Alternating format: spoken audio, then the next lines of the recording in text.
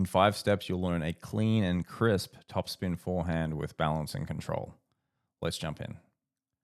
For those who don't know me, I'm Kieran. You may have seen me on the Pickleball Playbook YouTube channel. I'm a certified strength coach and I have over 20 years of on-court teaching experience. Wall sits are a great way to train correct postural alignment for the ready position. There are 2 common alignment errors. One is head forward posture that gets mirrored in the lower back.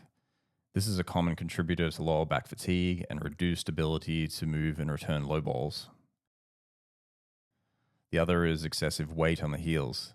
This also stresses the lower back, but performance-wise, it prevents you from sending energy forward, leading to errors and pop-ups. You want a neutral and tall spine so low balls are effortless and energy is directed forward. The exercise begins with your feet. Feel even distribution from the heel, big toe knuckle, and little toe knuckle like a tripod.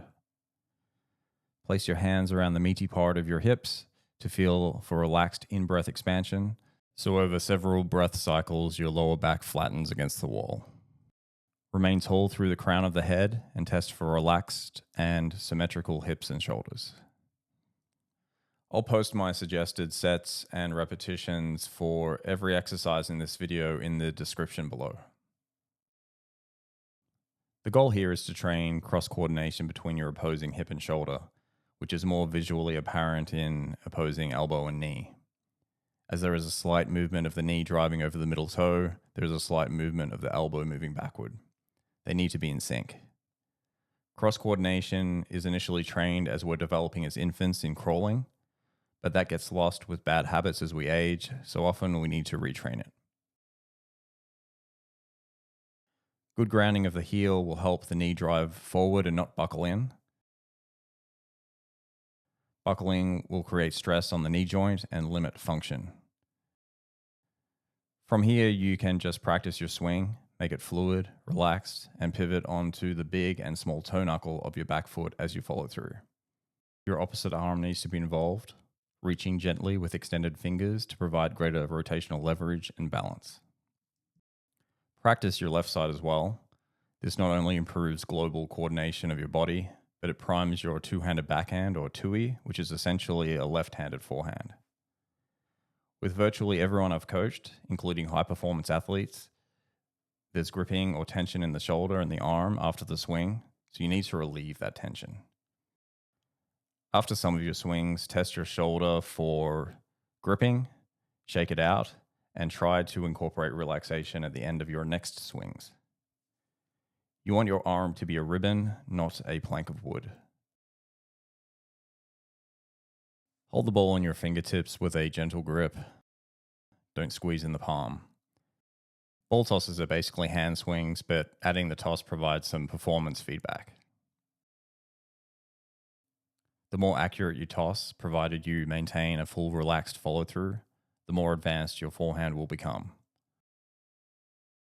The semi-open stance is in between closed and fully open, which is a nice middle ground to train in. Pick a target on the wall and toss the ball. If your tosses are going everywhere, then just check that you're releasing the ball from your fingertips, you're relaxed with your arm, and you're balanced after the swing. With some practice, you'll start honing in on the target. It'll be a fun challenge to become more and more accurate. Since these exercises involve ambidexterity, do your non-preferred side first, as it subtly trains long-term reward over instant gratification, or saving the best for last. With the continuous tosses, we're at the final stage before adding the paddle. You're training the ideal movement patterns for when you get into the striking phase. Catch and release the ball in the same contact point with a semi-open stance. This time you toss the ball in various locations because you want to practice moving forward, backward, left and right with both hands. The catch and release phase should be smooth and seamless, not clunky and jagged like I'm demonstrating here. Since the ball is in your hand for about a second from catch until release, it gives your brain time to assess the transition is smooth and well-timed, compared to the instant paddle strike where you can't get a good reading. If you don't have a strong ball sport background, these exercises are going to make a massive difference to your game. Many people I've taught couldn't catch. If you're one of them, don't be discouraged. You'll learn quickly with practice.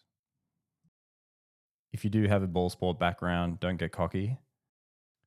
A higher quality of movement can always be trained. I'll be teaching the Eastern Forehand grip, which will be good for most players. Place your index knuckle on the side paddle bevel, fingers splayed and very loose in the hand. 1 out of 5, tightness. How far you choke up is up to you. Start out with a few swings to make sure that all of the prior steps are being integrated into this step.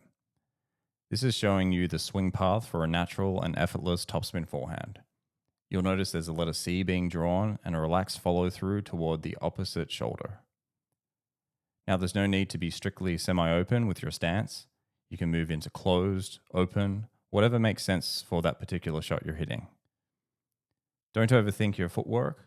As long as you feel balanced, your footwork should fall into place. Like I mentioned earlier, your two-handed backhand or tui will only be as good as your non-preferred forehand. You'll also learn about your preferred side by practicing your non-preferred side, as it creates a contrast. You'll find footwork a challenge, but with practice, it will smooth out. Another hidden perk of ambidexterity training is that when a weaker group invites you to play, you can use your opposite hand. They'll enjoy it more because they'll know you're actually trying, and you'll benefit from the challenge. It's a win-win. With sound swing mechanics and footwork, the forehand is pure joy. You can hone in on any target. Its hidden strength is versatility. The forehand isn't just a drive, it's a serve, a lob, an aggressive dink or drop. Furthermore, with the ambidexterity element, it's all of those things with the tui. Thanks so much for watching. If you have any questions about that video or any requests for future videos, comment below. I mentioned the tui a few times in that video, so check out the tui tutorial next.